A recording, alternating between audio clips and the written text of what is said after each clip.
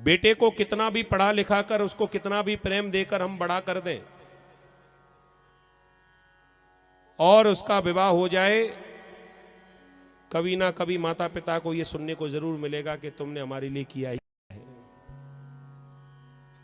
कभी ना कभी सुनने को मिलेगा। अब विचार करो, माता पिता क्या क्या नहीं करते अपने बच्चों के लिए।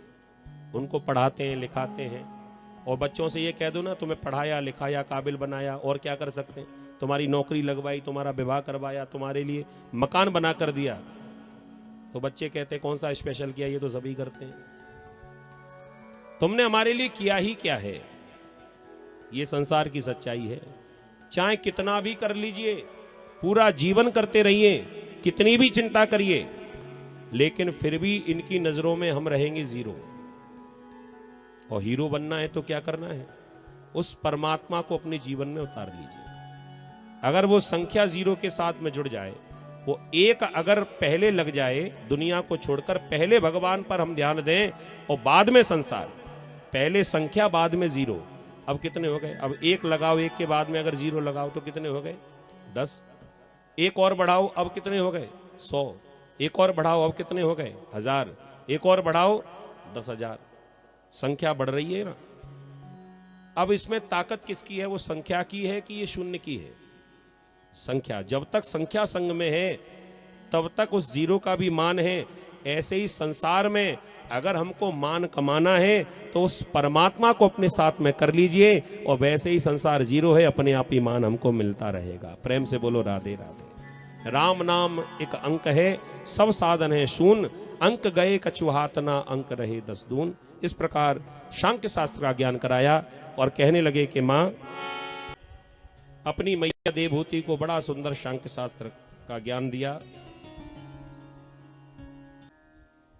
सुखदेव जी महाराज परीक्षित जी को ये सुंदर भागवत की कथा सुना रहे हैं। सृष्टि का क्रम,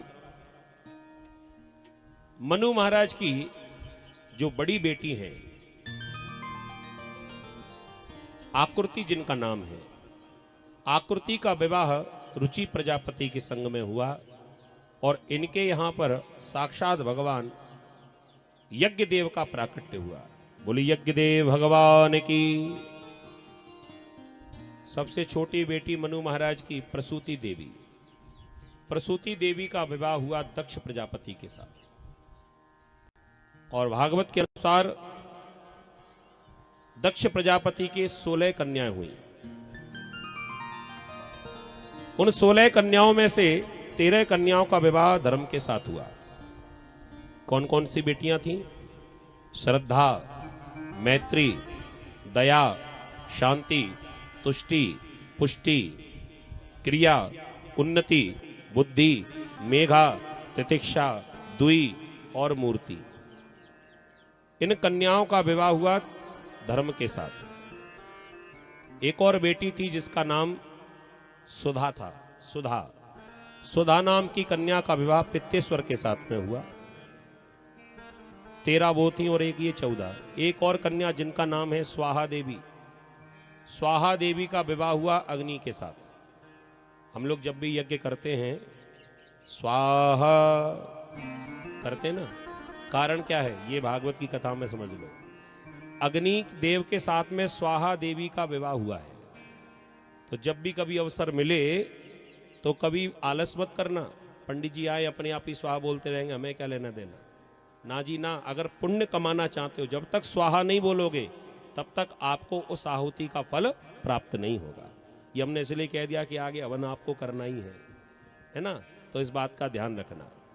स्वाहा नाम की कन्या का विवाह हुआ अग्नि के साथ। और सबसे छोटी बेटी जिनका नाम है सती, सती का विवाह हुआ भोलेनाथ के साथ। और हम सब जानते हैं भोलेनाथ ने अपने ही ससुर जी का जो सिर है वो धड़ से अलग कर दिया। आप विचार करो कितना क्रोध आया होगा अपने ससुर जी पर। कोई अपने ससुर जी पर ऐसा नाराज होता है क्या? यही प्रश्न पूछा हमारे विदुर जी महाराज ने। देखो अब कथा 2 जगह चल रही है। पहले दिन जो कथा चल रही थी वो स्थान था नैमिषारण्य, सूत जी महाराज कथा सुना रहे थे, शौनक 88 ऋषि सुन रहे थे।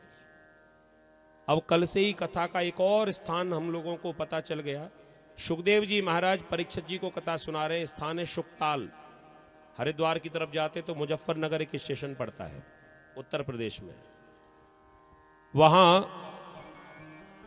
मुजफ्फरनगर स्टेशन पर उतरकर लगभग 30 किलोमीटर और आगे बढ़ेंगे गंगा की तरफ, तो वहां शुकताल नाम का एक तीर्थ है। क्योंकि सुखदेव जी वहां पर प्रकट हुए थे, इसलिए उस तीर्थ का नाम शुकताल पड़ गया। और एक और अचंबा होगा आपको, जिस वट वृक्ष के नीचे परीक्षित जी महाराज ने भागवत की कथा सुनी वो आज भी है, उसका दर्शन हम लोग आज भी कर सकते हैं। तो एक स्थान हो गया शुकताल, एक स्थान हो गया नैमिषारण्य, और अब एक तीसरा संवाद हरिद्वार में मैत्रेय जी और विदुर जी का संवाद हुआ।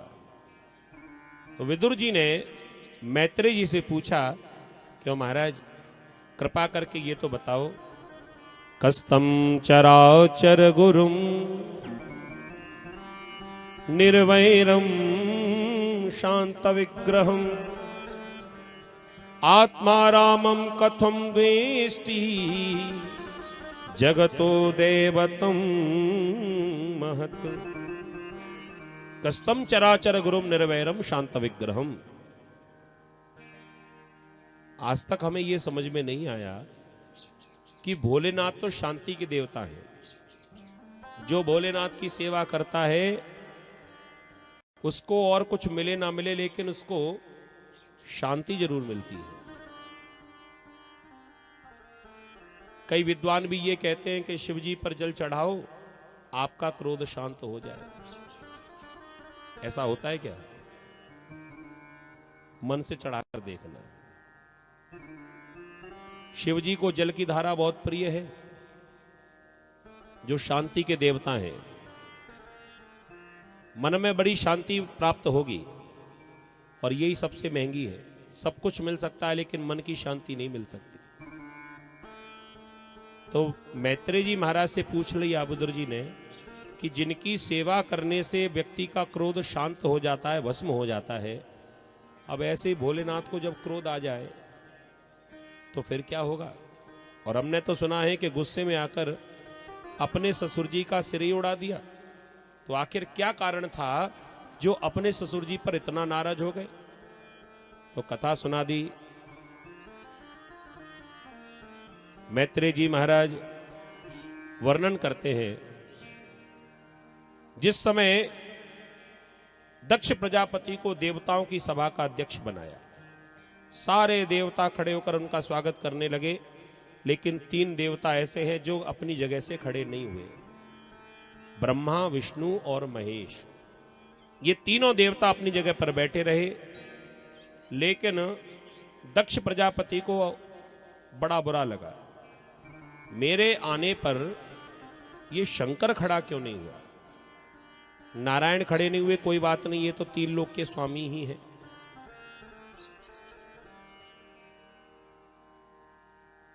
ये ब्रह्मा जी खड़े नहीं हुए, ये मेरे पिताजी हैं। और बेटा चाहे कितनी बड़ी पोस्ट पर पहुंच जाए, अगर पिताजी खड़े होकर स्वागत सम्मान ना करें तो कोई बुराई नहीं है।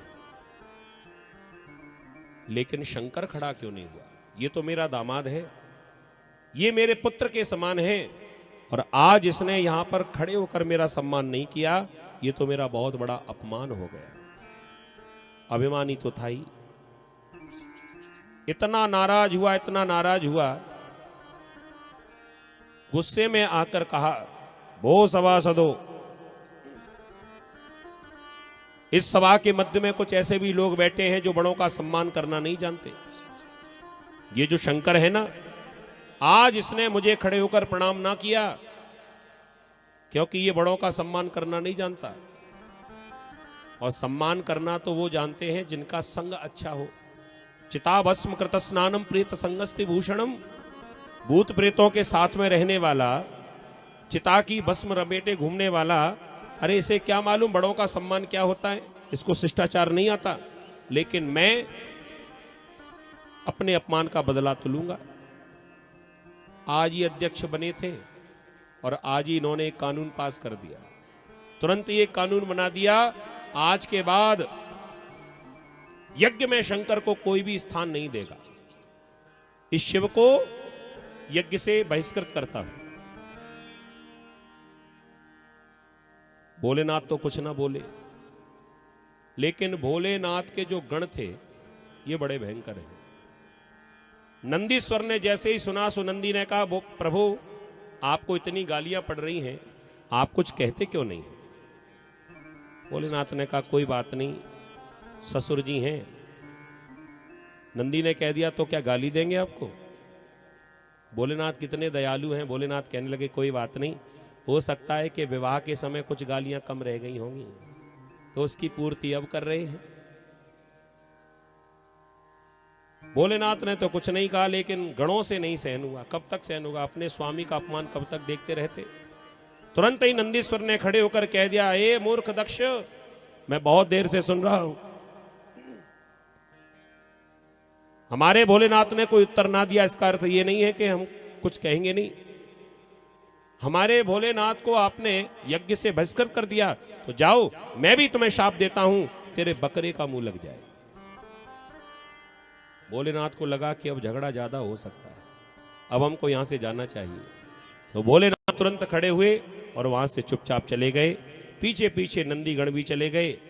जाकर एकांत में अपने कैलाश पर्वत पर आसन डालकर बैठ गए।